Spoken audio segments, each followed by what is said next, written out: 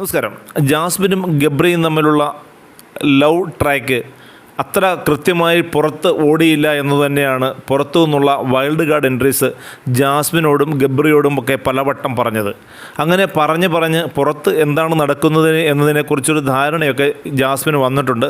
അങ്ങനെ ഒരു നിരാശ, കാരണം പുറത്ത് തനിക്ക് നെഗറ്റീവ് ഒത്തിരി വന്നിട്ടുണ്ട് എന്നും വീട്ടുകാർ വെറുക്കുന്നു എന്നൊക്കെയുള്ള ഒരുപാട് വിഷമങ്ങൾ ഇങ്ങനെ അലട്ടിക്കൊണ്ടിരിക്കുകയായിരുന്നു ജാസ്മിനെ. മാത്രമല്ല, കഴിഞ്ഞ ദിവസം പെരുന്നാളിന് വീട്ടിൽ നിന്നും അയക്കേണ്ടതായ ഡ്രസ്സുകൾ, പുതിയ ഉടുപ്പുകളൊന്നും വന്നിട്ടില്ല.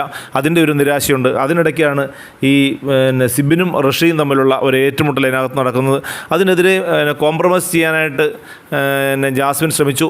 ജാസ്മിൻ വിളിച്ചു കൂട്ടിയ മീറ്റിംഗ് പവർ ടീം ധിക്കരിച്ചുകൊണ്ട് തള്ളിക്കളഞ്ഞു. അങ്ങനെ ഒരുപാട് വിഷയങ്ങൾ ഇന്നലെ അതിനകത്ത് നടക്കുകയുണ്ടായി.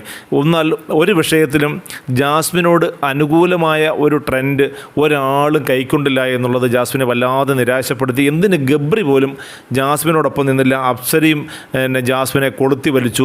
അങ്ങനെ പലരും കൊളുത്തി വലിച്ച് ഒരുമാതിരി ഒരു ചൂണ്ടയിട്ട ഇര പോലെയായി ജാസ്മിൻ്റെ കാര്യം എന്ന് വേണമെങ്കിൽ പറയാം.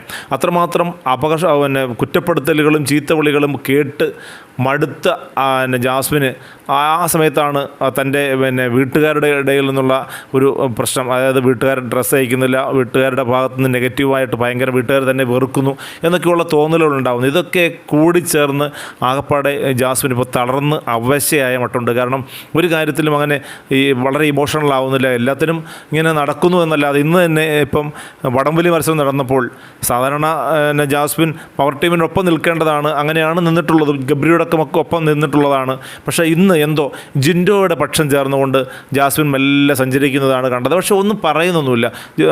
ജിൻഡോയുടെ കൈക്ക് പരിക്കുവല്ലം പറ്റിയോ, മരുന്ന് വയ്ക്കട്ടെ എന്നൊക്കെ ചോദിക്കുന്നതല്ലാതെ അവിടെ വൈകാരികമായ ഒരു ഇടപെടലുകളും ജാസ്മിൻ നടത്തുന്നില്ല. ജാസ്മിൻ വളരെയധികം ക്ഷീണിതയായിട്ടുണ്ട്.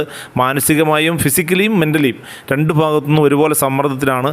അത് ഇന്നലെ തന്നെ ജാസ്മിൻ പറയുന്നുണ്ടായിരുന്നു ഗബ്രിയോട്, എടാ എനിക്ക് ഇവിടെ നിൽക്കാൻ പറ്റുന്നില്ല, ഞാൻ എങ്ങനെയാലും വീട്ടിൽ പോവും, എനിക്ക് വീട്ടിൽ പോയേ പറ്റുള്ളൂ. കാരണം അത്രമാത്രം തന്നെ വീട്ടുകാർ പോലും വെറുത്തു. തൻ്റെ വിവാഹം ഉറപ്പിച്ച ചെറുക്കൻ്റെ ഭാഗത്തു നിന്നുള്ള വെറുപ്പുണ്ട്.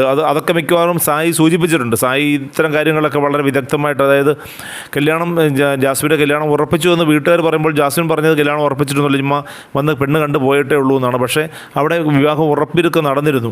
ഇക്കാര്യം ഇയാൾ വീഡിയോ ചെയ്ത് ഈ ജാസ്മിനെ വിവാഹം ഉറപ്പിച്ച ചെറുക്കൻ്റെ വീഡിയോ വരികയും ചെയ്തു ജാസ്മിനെതിരായിട്ട്. ഇതൊക്കെ ജാസ്മിനെ ധരിപ്പിച്ചിട്ടുണ്ട്. അതുകൊണ്ടൊക്കെ തന്നെയാണ് ജാസ്മിന് ഇത് ഭയങ്കരമായിട്ട് ക്ഷീണവും പരവേശവും ഒക്കെ ഉള്ളത്. അതുകൊണ്ട് ജാസ്മിൻ്റെ ഇപ്പോൾ ഷോയൊക്കെ വളരെ വീക്കായിട്ടുണ്ട്. ഇനി ബിഗ് ബോസ് ഇടപെടും എന്ന് തന്നെയാണ് വിശ്വസിക്കേണ്ടത്.